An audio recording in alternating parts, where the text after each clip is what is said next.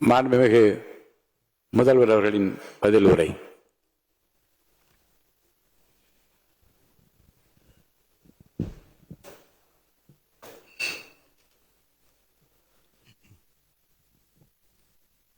மாண்புமிகு பேரவைத் தலைவர் அவர்களே, திரு சி ஜோசப் விஜய் அவர்களை முதலமைச்சராக கொண்ட அமைச்சரவை மீது இப்பேரவை தனது நம்பிக்கையை தெரிவிக்கிறது என நான் மொழிந்துள்ள அரசினர் தீர்மானத்தின் மீது அனைத்து கட்சிகளை சார்ந்த மாண்புமிகு உறுப்பினர்கள் தங்களது கருத்துக்களை தெரிவித்து தீர்மானத்தை ஆதரித்தும் எதிர்த்தும் உரையாற்றியுள்ளனர். உரையாற்றிய உறுப்பினர்கள் அனைவருக்கும் என்னுடைய நன்றியை முதற்கண் தெரிவித்துக் கொள்கிறேன்.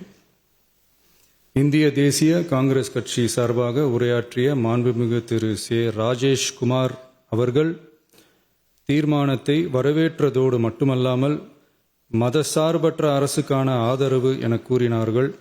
நிச்சயமாக இந்த அரசு மதசார்பற்ற அரசாகத்தான் செயல்படும் என்கிற உறுதியை தெரிவித்துக் கொள்கிறேன்.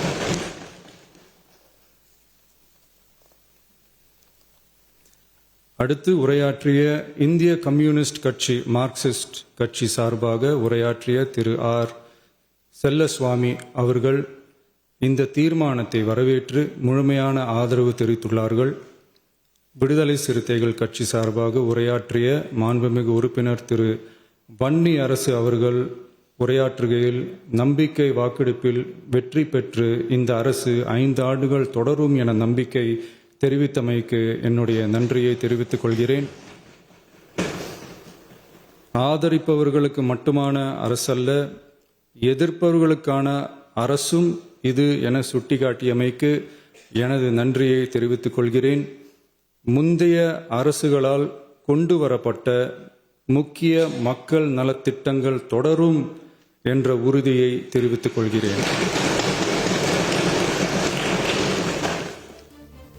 இந்திய யூனியன் முஸ்லிம் லீக் கட்சியின் சார்பாக உரையாற்றிய மாண்புமிகு திரு ஆமு ஷாஜகான் அவர்கள் தீர்மானத்தை வரவேற்று வரலாற்று சாதனை இந்த அரசு படைக்கும் என வாழ்த்தியுள்ளார்கள். மாண்புமிகு உறுப்பினர் திரு எஸ் காமராஜ் அவர்கள் தீர்மானத்தை வரவேற்று உரையாற்றியுள்ளார்கள். இந்திய கம்யூனிஸ்ட் கட்சி சார்பாக உரையாற்றிய மாண்புமிகு திரு ராமச்சந்திரன் அவர்கள் தீர்மானத்தை வரவேற்று பேசியுள்ளார்கள். தேசிய முற்போக்கு திராவிட கழகத்தின் சார்பாக உரையாற்றிய மாண்புமிகு உறுப்பினர் திருமதி பிரேமலதா விஜயகாந்த் அவர்கள் உரையாற்றுகையில் எதிர்கட்சிகளை எதிரி கட்சிகளாக நினைக்காமல் எங்கள் அரசு செயல்படுவது குறித்து குறிப்பிட்டு வாழ்த்து தெரிவித்தமைக்கு என்னுடைய நன்றி. மேலும் ஓரிரண்டு கருத்துக்களை தெரிவித்து தெளிவுபடுத்த வேண்டுமென்று கேட்டுக்கொண்டார்கள். I will rethink about it. தமிழ்நாட்டை ஆண்ட பல்வேறு கட்சிகளை சார்ந்த அரசுகள் இந்த நாட்டு மக்களின் நலனை முன்னிலைப்படுத்தி தீட்டிய திட்டங்கள் சமூக நீதிக்கு முன்னுதாரணமாக திகழ்ந்து நிறைவேற்றப்பட்ட சட்டங்கள் எங்கள் கட்சியின் கொள்கை தலைவர்களின் எண்ணங்கள் என இவற்றை மனதிலே கொண்டு எங்களுடைய ஆட்சி நடைபெறும் என்கிற உறுதியை மட்டும் தெரிவித்துக் கொள்கிறேன். பாரதிய ஜனதா கட்சி சார்பாக பேசிய திரு எம் போஜராஜன் அவர்கள் நடுநிலை வகிப்பதாக தெரிவித்து உரையாற்றியுள்ளார்கள். பாட்டாளி மக்கள் கட்சியின் சார்பாக அடுத்து உரையாற்றிய மாண்புமிகு முனைவர் திருமதி சௌமியா அன்புமணி அவர்கள் உரையாற்றுகையில் விவசாயிகள், இளைஞர்கள், மகளிர் நலன், மது ஒழிப்பு குறித்து செயல்படுத்தப்பட வேண்டிய திட்டங்கள் குறித்து குறிப்பிட்ட தீர்மானத்திலிருந்து விலகி நிற்பதாக தெரிவித்துள்ளார்கள். மகளிர் பாதுகாப்பிலிருந்து தவிர எந்த அரசு இம்மியளவும் இடம் தராது.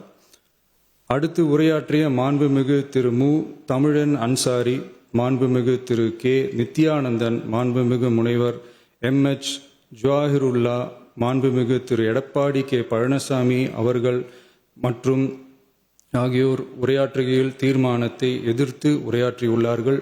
எதிர்க்கட்சி தலைவர் வெளிநடப்பு செய்துவிட்டார்கள். மாண்புமிகு திரு எஸ்பி வேலுமணி அவர்கள் தீர்மானத்தை ஆதரித்து உரையாற்றியுள்ளார்கள். குதிரை பேரத்தில் எமது அரசு ஈடுபடுகிறது என்று கருத்தை தெரிவித்த மாண்புமிகு உறுப்பினர் அவர்களுக்கு நான் ஒன்றை மட்டும் சொல்லிக் கொள்கிறேன். இந்த அரசு குதிரை வேகத்தில் செயல்படுகிற அரசே தவிர குதிரை பேரத்தில் ஈடுபடுகிற அரசு இல்லை என்பதை ஆணித்தரமாக தெரிவித்துக் கொள்கிறேன். நம் தமிழ்நாட்டின் முன்னேற்றத்திற்கு உழைத்த தலைவர்கள் வழிகாட்டிய கொள்கைகளிலிருந்து இம்மி அளவு விலகாமல் நிச்சயமாக இந்த ஆட்சி நடைபெறும். எனவே நான் மொழிந்துள்ள இத்தீர்மானத்தை மாண்புமிகு உறுப்பினர்கள் அனைவரும் ஏகமனதாக நிறைவேற்றித் தர வேண்டும் என்று கேட்டுக்கொண்டு அமர்கிறேன்.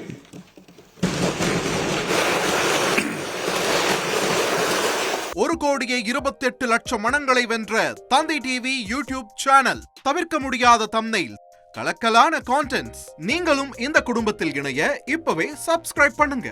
அசுரபலம் கொண்ட எங்கள் டிஜிட்டல் கரங்களில் உங்கள் விளம்பரங்களை சேர்க்க வாட்ஸ்அப் பண்ணுங்க. 8939888838. Email advtthanditv@dttv.in.